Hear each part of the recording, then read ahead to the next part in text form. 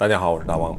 随着美国以色列合作打击伊朗，进行精确导弹袭击正式实施，以及今天确认的哈梅内伊在袭击中身亡的消息的扩散，现在伊朗街头是迎来了一片欢天喜地的庆祝。有些中国网民还在这疑问呐，说一个国家的领袖遇袭身亡了，这个国家的民众不是应该气愤哀悼吗？怎么还庆祝上了？还有人非常嘴硬的说，这就是一小部分人的庆祝啊。还有人在水军艺的这个直播间里还喊口号发文字说伊朗必胜，不支持伊朗的就是不爱国。你说这逻辑都是哪儿跟哪儿哈？再来看看加密货币的市场是惨遭血洗啊。现在加密货币已经不是避险货币了，而成巨险货币了。2月28号，随着这个伊朗遇袭消息的这个持续扩散，现在比特币是直线暴跌，一度跌破63500美元。与此同时全球市场爆仓数据迅速提升。根据数据统计，最近24个小时，全球共有超过15万人被爆仓了，爆仓的总金额是4.94亿美元，其中主要就是这个多单爆仓高达4.37亿美元。其实我觉得这个美以袭击伊朗这个事件，最应该听谁的声音？就是伊朗普通民众的声音。一起来看一下这位伊朗女性的说法啊。大家看字幕可能比较累啊，我就简述一下她怎么说的。这位伊朗女性说呀，大家好，很抱歉我看起来乱糟糟的，但我现在正盯着电视，根本顾不上收拾自己。我知道有很多人给我发消息说，伊朗开战了。我想说一些非常非常重要的事儿，每个人都需要知道，因为我知道你们大多数人并不真正了解伊朗正在发生什么，这其实很成问题啊，因为你们在不了解的情况下发表评论，只会制造更多问题。那么如果有人在这场战争中死去，如果任何平民在这场战争中死去，我指的不是政权，政权的那些人都应该被铲除。他们在过去的48年里一直在压迫伊朗人民，他们实际上是占领了伊朗。伊朗人47年来一直在说我们不想要你们，他们47年来一直在抗议说我们不想要这个政权。在过去的2个月里，情况变得更加的恶劣。顺便提一下，他们中的许多人被杀了。你们都知道伊朗伊斯兰共和国造成的那些伤亡数字，所以如果有人在这场战争中死去，那完全是伊朗伊斯兰共和国的错，因为人民已经表达的足够大声了，但他们就是不愿离开，他们只想维持权力，制造核武器来消灭美国和以色列。到底是为什么？我们伊朗人反对政权的所作所为，所以如果有人死去，这场战争的爆发也是因为伊朗伊斯兰共和国。如果他们听取了伊朗人民的意见，如果他们停止与哈马斯、胡塞武装和真主党等所有恐怖组织勾结，现在就不会有任何战争。因此，如果有人死去，除了伊朗伊斯兰共和国，这不怪任何人。请记住，伊朗人民不想要这个占领政权。这些年来，他们已经一遍又一遍地明确表达了这一点。你们必须听听那个国家人民的声音。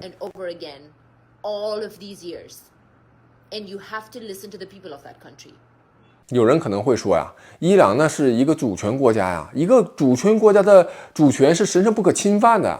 但是你要记得哈，如果一个家长他不仅不好好照顾自己的孩子，反而不断家暴自己的孩子和家里人，那么你说这个家长是不是应该被取缔照顾这个家庭的资格？是不是应该把他们这个家里面的孩子解救出来？所以基本上稍有认知的人都会说出这样一句话，就是特别为伊朗的普通百姓感到高兴。甚至在很多人眼中，本来一向看不惯的特朗普现在都高大起来了。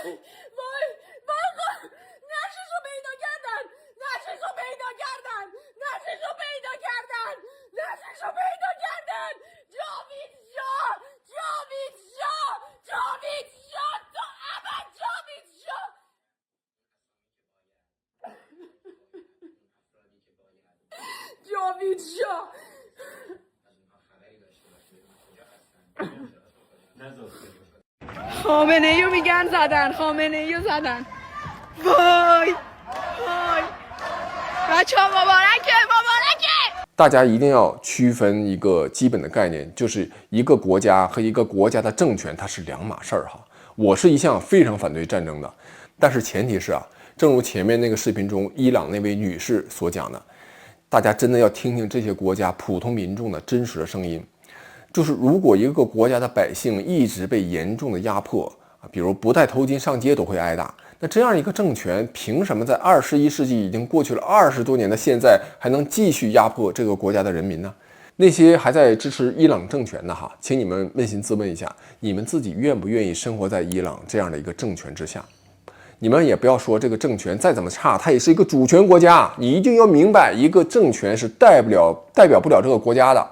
如果说美国以色列最终他就占领了伊朗领土不退出那绝对是有问题这大家都可以去谴责。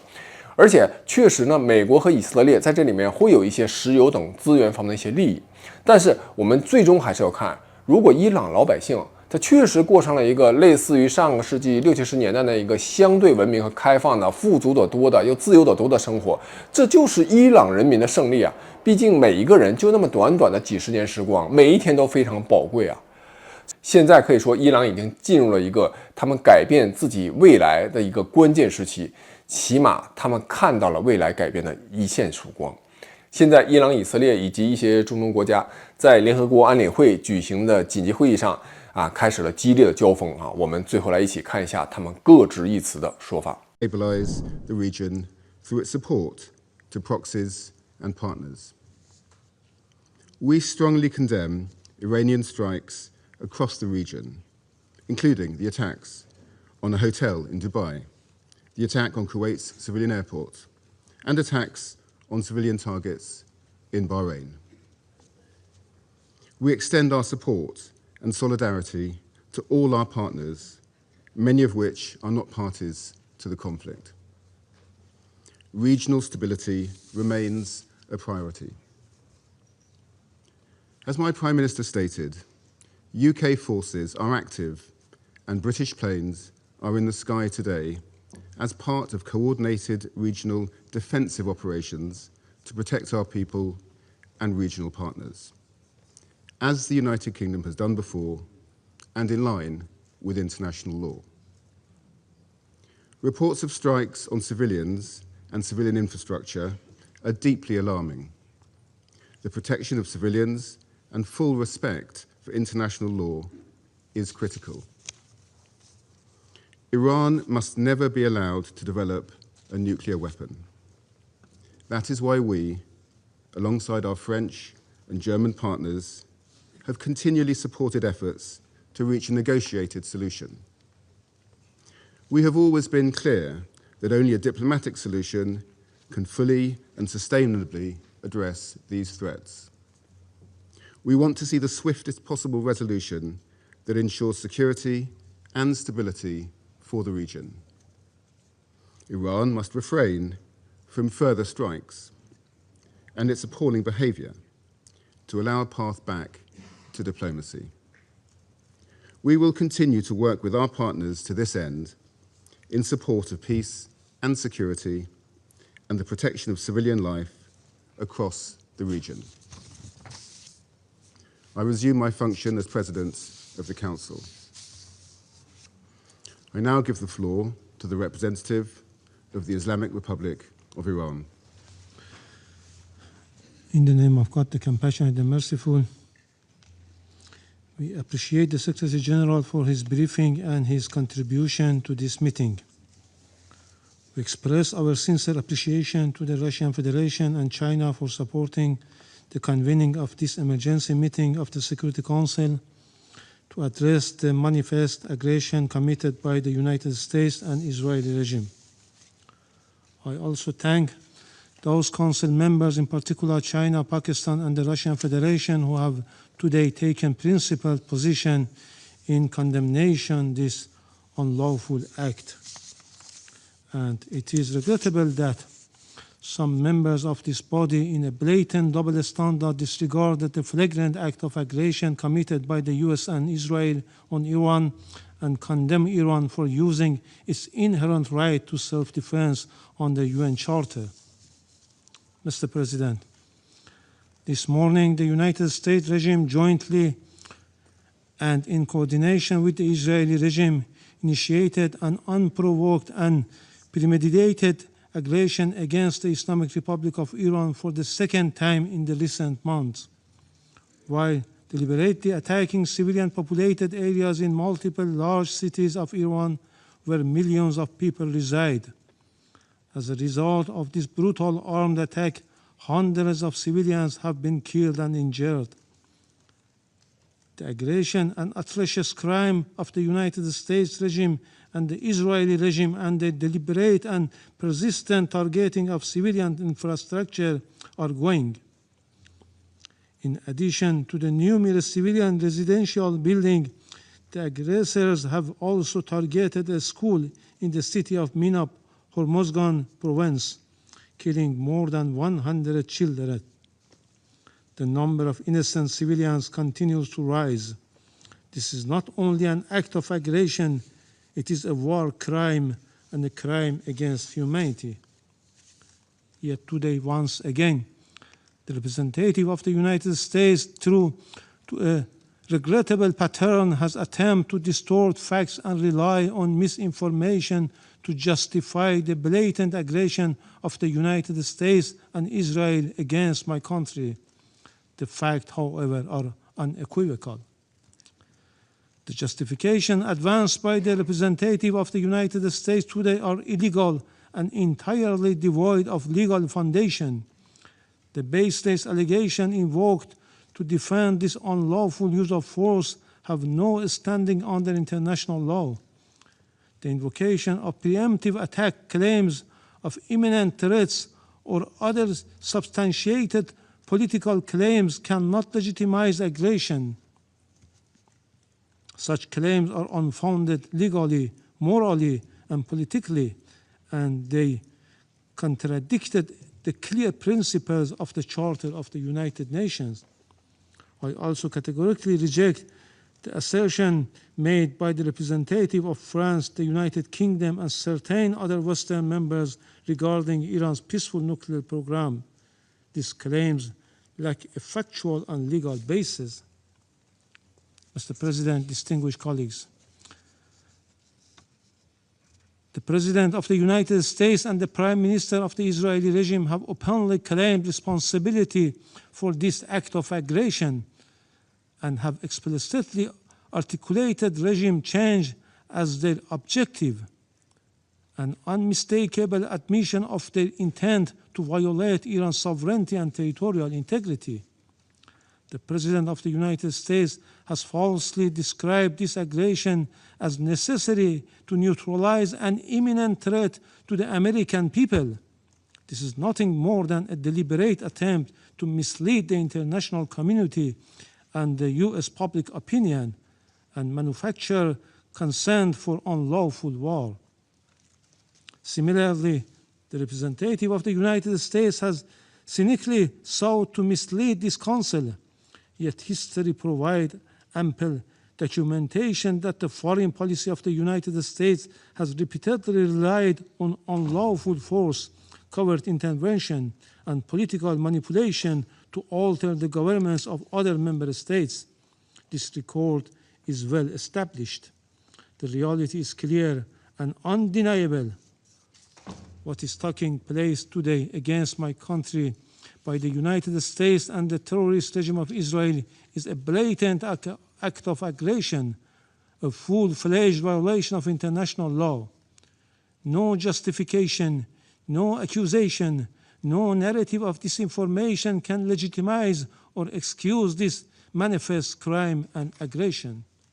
Mr. President, we have communicated on several occasions with this Council and the Secretary General about warmongering statements and interfering actions in the internal affairs of Iran by the President of the U.S. in a blatant violation of the UN Charter and international law, and called for the Council action.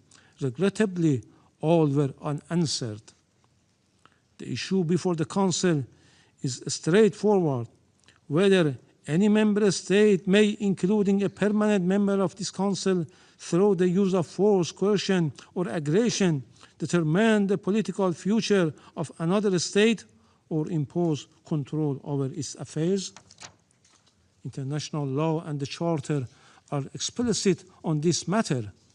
Article 2, Paragraph 4 of the Charter categorically prohibits the threats of use of force against the territorial integrity or political independence of any state. Mr. President, against this backdrop, I would like to make the following points. 1. What is occurring against my country is a clear act of aggression. It is an open armed aggression against the Islamic Republic of Iran. The United States and Israel war today is not merely a war against Iran. It is a war against the Charter of the United Nations, a war against international law, and a war against the international legal order upon which the United Nations and the Security Council have been built for over 8 decades. As the Charter affirms, the United Nations was established to save succeeding generations from a scourge of war.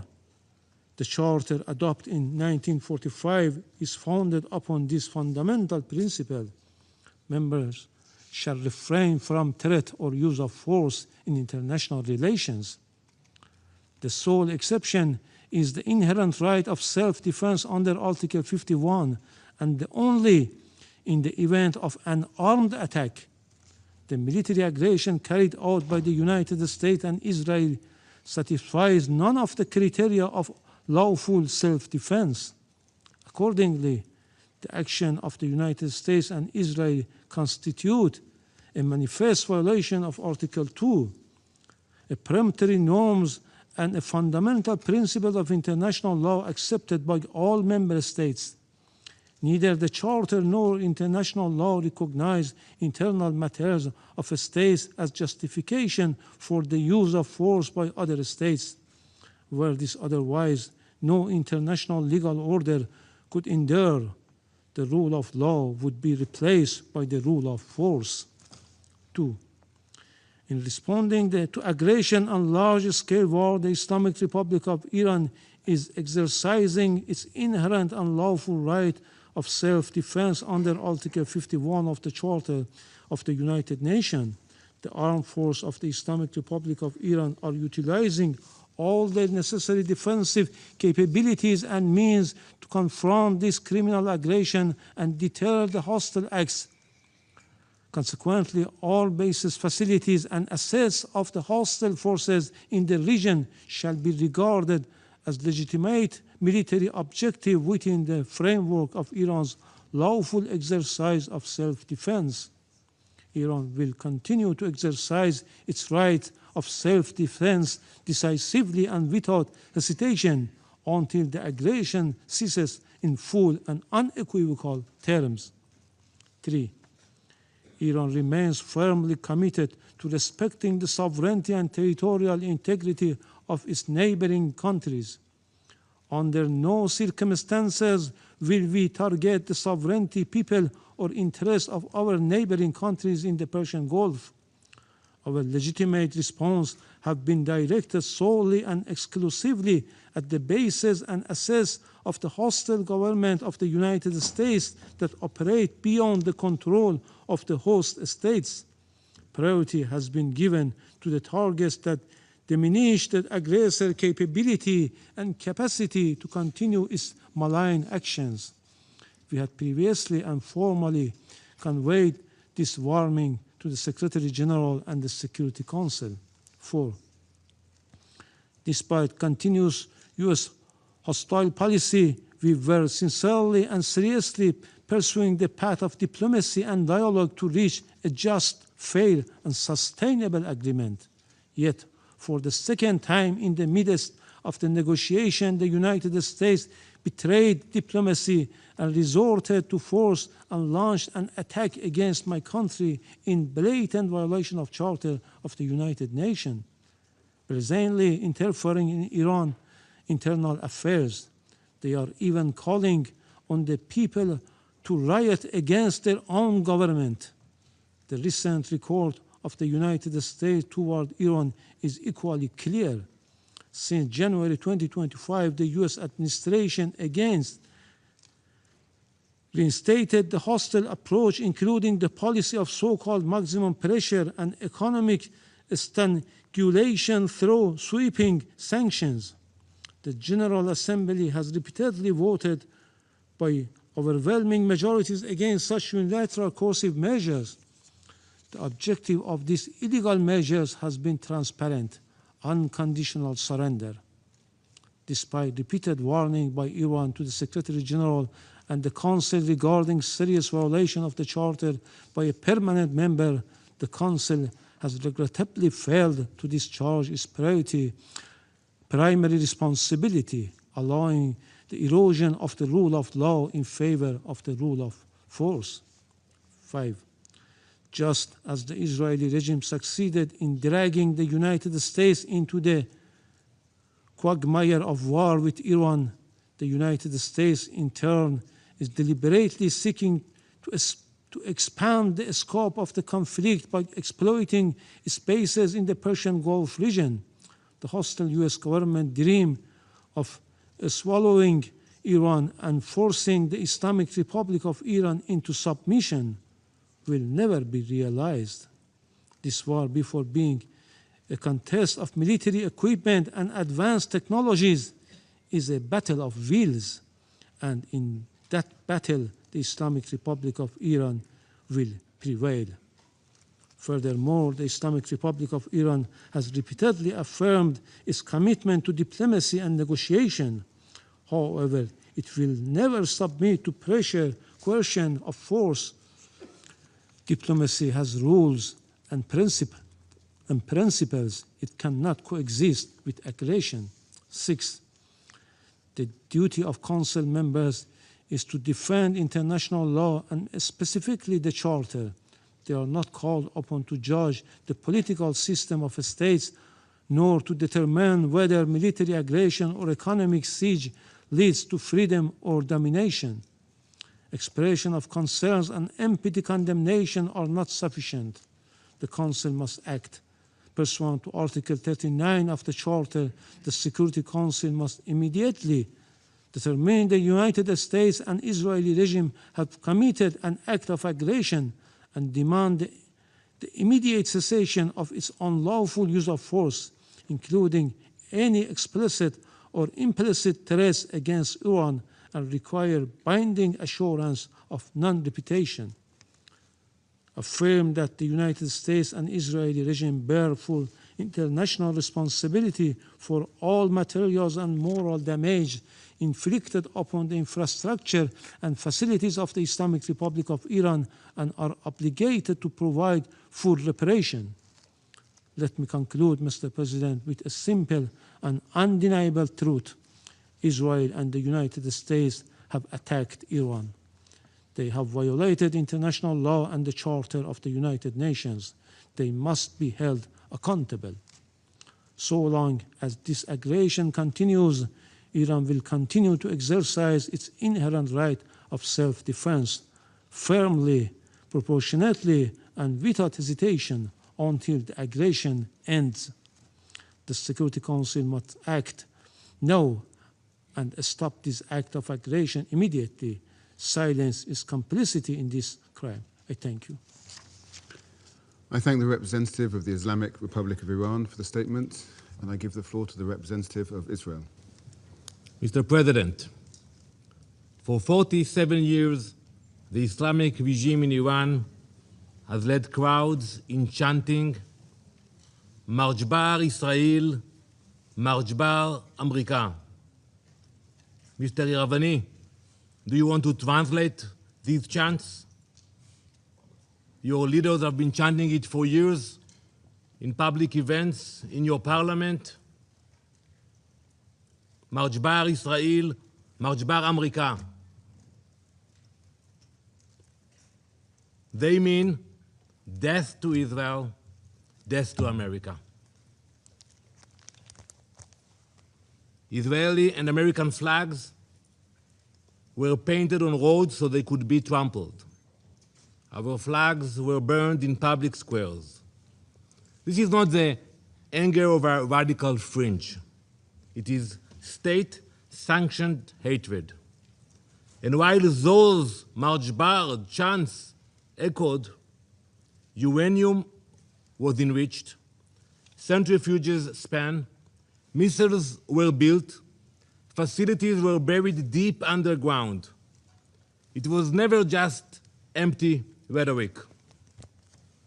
It was preparation for action.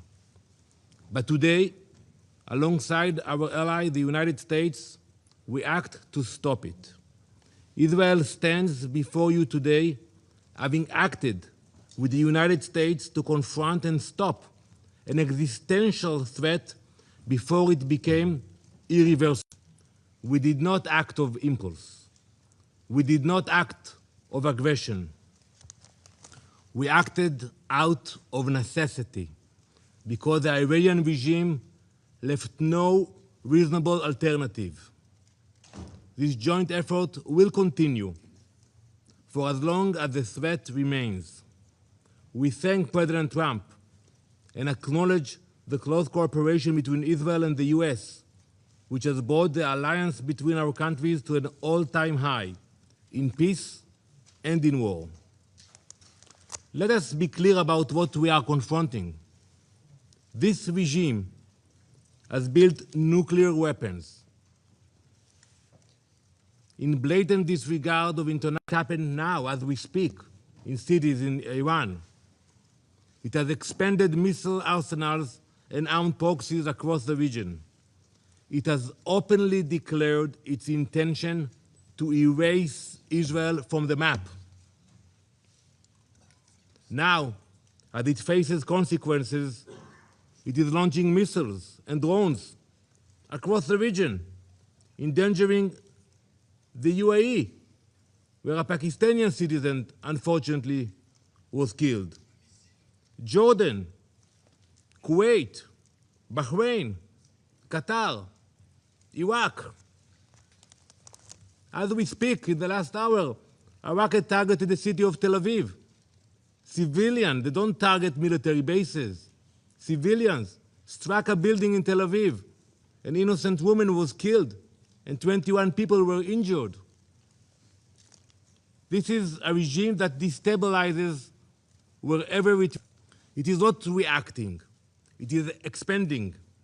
It is a machinery of radicalism that does not recognize borders. Mr. President, diplomacy was exhausted.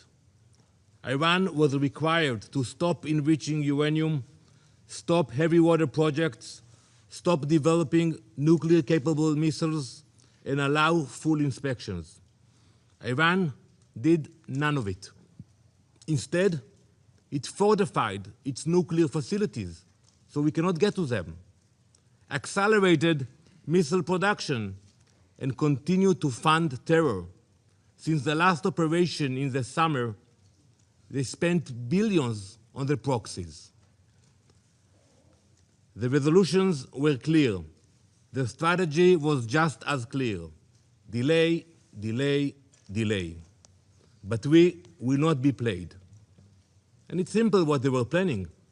They were building the means to corner us, to force an irreversible reality with our backs against the wall.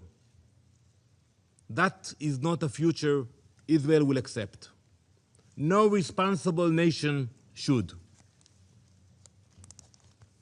This operation is guided by clear objectives: eliminate immediate threats, dismantle the nuclear program, destroy its ballistic missile production, neutralize naval threats, break the proxy network that destabilizes the region. The operation was carried out in order to protect the people of Israel within the framework of the ongoing armed conflict between Israel and Iran, in line with the UN Charter and in accordance with international law. Our forces stand ready to stop extremism armed with nuclear weapons. To the soldiers of the IDF, our boys and girls, my son, my daughter, we salute you You stand like lions defending our people. An entire nation stands behind you. We have heard the condemnation from few member states, from the Secretary General, but we all know that escalation did not begin today. It began when Iran armed proxies and exported terror, expanded missiles and drones, advanced its nuclear program in violation of its commitments, turned on its own people, beating, imprisoning, executing. Where was the outrage of the UN? Where were the consequences? Now, Israel acts to prevent an irreversible threat, and the condemnation is immediate. This is the definition of hypocrisy. Some call this aggression. We call it necessity. We call it survival. Mr. President, history has taught us never to ignore those who openly call for our destruction. When a regime says it will destroy Israel, when it chants death to Israel, when it promises to wipe Haifa and Tel Aviv off the map, we believe it. We genuinely believe it when we see those hundreds of ballistic missiles that they are launching to Israel. We believe the threats. We do not ignore them. We do not gamble with our survival. We act. Now let me address the brave people of Iran. You are not our enemies. This operation is not directed at you. It is directed at a regime that has silenced you, imprisoned you, and invested in missiles and uranium while your economy suffers. You deserve better. It is this regime, the Basij, the Revolutionary Guard, who have dragged your country into isolation. The world does not fear a free Iran. It fears a radical regime armed with nuclear weapons and driven by extremism. Your future should not be defined by those who chant for death. As President Trump has said, the Iranian people deserve dignity, security, and the chance to shape their own destiny. We are thinking about you. You are seen. You are not alone. The future of Iran belongs to its people. We stand with you. Mr. President, this week, Jewish families all around the world celebrate Purim. Many Israelis will do so now in a bomb shelter. The story of Purim happened more than 2,500 years ago, in the same place. In ancient Persia, an evil minister by the name of Haman sought to wipe out the Jewish people. And it began with words, with chants. It became a decree. It could have become a genocide. But Queen Esther refused to remain silent. She stepped forward. She spoke up. She acted before it was too late. That is the lesson we learned. It is not only an ancient lesson, it is a modern one. Last week, I stood at the gates of Auschwitz with dozens of UN ambassadors. We stood in a place that shows what happens when radicalism and extremism grows and no one stops it in time.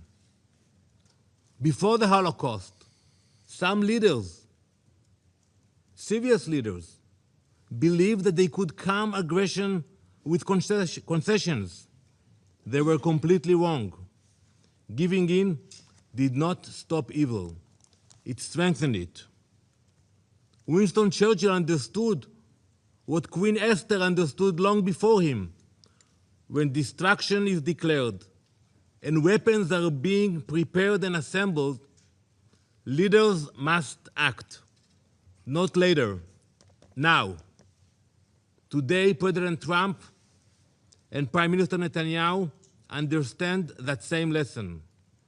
For decades, the Iranian regime has built missiles, enriched uranium, armed proxies, and spread terror far beyond its borders. This regime is not only Israel's enemy. It is an enemy of stability, an enemy of every peace-loving nation.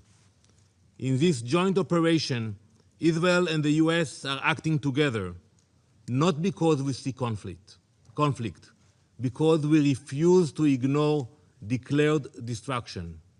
We are stopping extremism before it becomes unstoppable. We will ensure that no radical regime armed with nuclear weapons and ballistic missiles can threaten our people or the entire world. Thank you, Mr. President. I thank the representative of Israel for the statement. I will now give the floor to His Excellency Mr. Majed A. Abdulaziz, Permanent Observer of the League of Arab States to the United Nations. شكرا سيد الرئيس. أشكر الرئاسة البريطانية على مبادرتها بعقد هذه الجلسة الطارئة مساء اليوم، وأشكر السكرتير العام على بيانه القوي وإحاطته الشاملة. يجتمع مجلس الأمن اليوم في لحظة محورية فاصلة في تاريخ الأمم المتحدة، تشكل للأسف فشلا ذريعا للنظام الدولي متعدد الأطراف طالما حذرت جامعة الدول العربية من وقوعه.